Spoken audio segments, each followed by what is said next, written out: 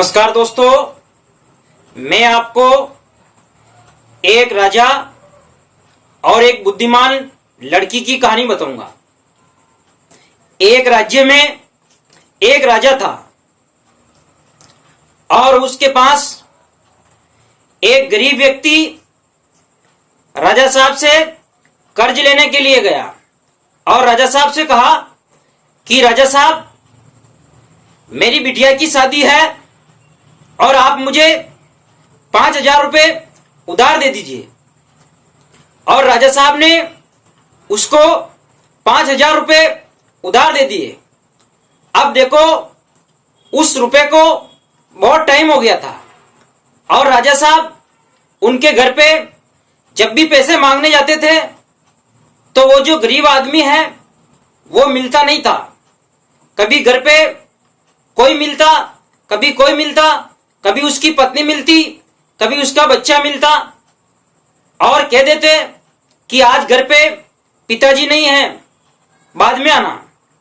ऐसे करते करते 5 साल हो गए थे और राजा साहब एक दिन वापस उनके घर पे वो पैसे मांगने के लिए गए और उनकी जो बिटिया है, उस गरीब व्यक्ति की लड़की, वो भी घर पे ही थी। और राजा साहब ने उस लड़की से पूछा कि आपके पिताजी कहां गए हैं।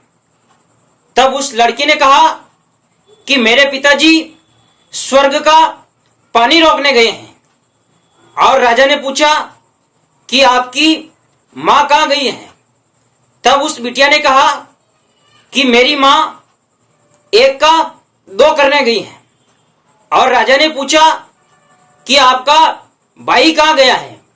तब उस लड़की ने कहा कि मेरा भाई बिना झगड़े के झगड़ा करने गया है। और राजा साहब ने कहा कि आप क्या कर रही हैं। तब उस लड़की ने कहा कि मैं संसार देख रही हूं। राजा इन सवालों को सुनकर अचंभित हो गया और राजा के मन में जिज्ञासा जाग गई थी कि मैं भी इन सवालों का उत्तर समझूं। और राजा साहब ने तुरंत लड़की से कहा कि आप मुझे इन सवालों का अर्थ बताओ। और उस लड़की ने कहा राजा साहब से कि राजा साहब, बात ऐसी है, मैं इन सवालों का आपको अर्थ बता दूंगी, लेकिन इसके बदले में आप मेरे पिताजी का कर्ज माफ कर देना। तब राजा ने कहा, ठीक है, मैं आपकी बात से सहमत हूं और मैं आपके पिताजी का कर्ज माफ कर दूंगा, पर आप पहले मुझे इन सवालों का अर्थ बताओ। तब उस लड़की ने कहा कि राजा साहब, मैं आज नहीं बताऊंगी, मैं आपको कल बताऊंगी। कल आप मेरे घर पे आना, मैं इन सवालों का आपको अर्थ बता दूंगी। और राजा साहब दूसरे दिन वापस उस गरीब व्यक्ति के घर पे आए। तब उस लड़की के पिता, उसकी मां और उसका भाई सब घर पे ही थे। राजा साहब जैसे ही उनके घर पे पहुंचे, तब उस लड़की ने कहा कि राजा साहब, आपको वादा याद है, कल आप आए थे कर्ज मांगने के लिए और आप ही ने कहा था कि मुझे आपके सवालों का अर्थ चाहिए और मैंने कहा कल आना। तो आप आ गए हैं, अच्छी बात है, लेकिन इसके बदले में आपको कर्ज माफ करना पड़ेगा। राजा साहब ने कहा, ठीक है बेटी, मैं आपकी बात से सहमत हूं, लेकिन आप अपने सवालों का अर्थ बताओ और मैं आपके पिताजी का सारा कर्ज माफ कर दूंगा। अब देखो, लड़की ने कहा था कि मैंने आपसे राजा साहब पहला सवाल यह कहा था कि मेरे पिताजी स्वर्ग का पानी रोकने गए हैं। मेरे पिताजी उस समय छत पर थे और हमारी जो छत है वो टपकती है, उसके ऊपर ये सीमेंट लगा रहे थे। जो पानी बारिश से आता है वो आसमान से आता है। हम लोग आसमान के ऊपर स्वर्ग ही समझते हैं। और राजा साहब मन ही मन बहुत खुश हुए। तब राजा साहब ने कहा कि दूसरे सवाल का अर्थ बताओ बेटी। तब उस लड़की ने कहा कि मेरी मां एक का दो करने गई हैं, अर्थात ये उड़द की दाल पीसने गई थी, उसके दो फाड़ करने गई थी, दो भाग करने गई थी।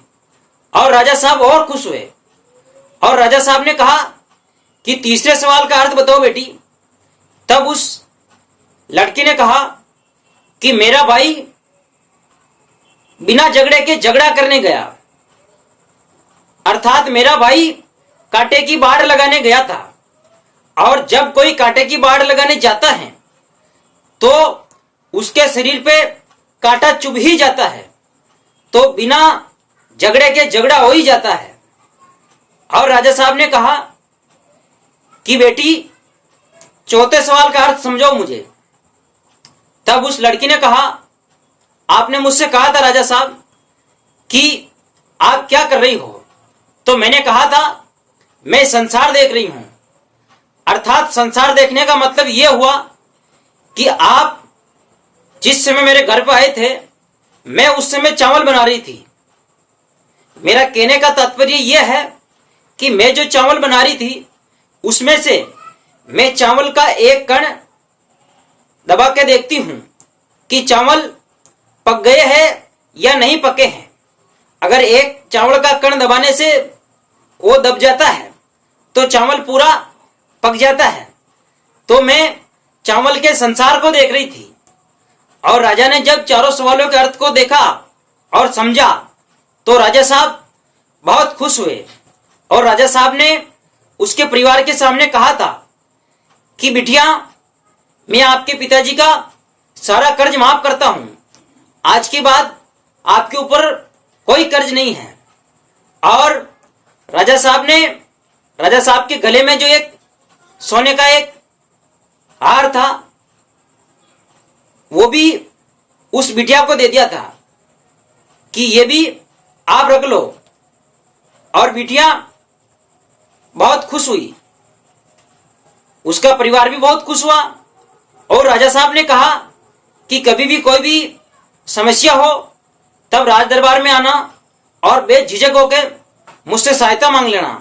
मैं हर समय आपकी सहायता करने को तैयार हूं। दोस्तों, ये एक बिटिया और राजा की कहानी आपको कैसी लगी?